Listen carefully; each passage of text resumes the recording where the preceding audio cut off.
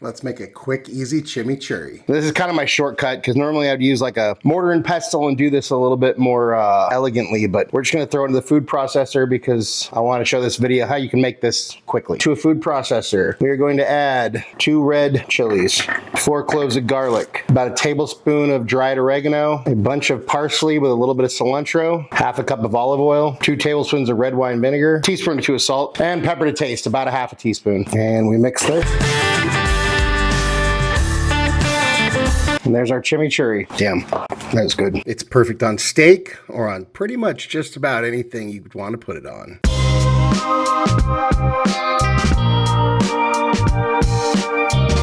Cheers. Oh my God.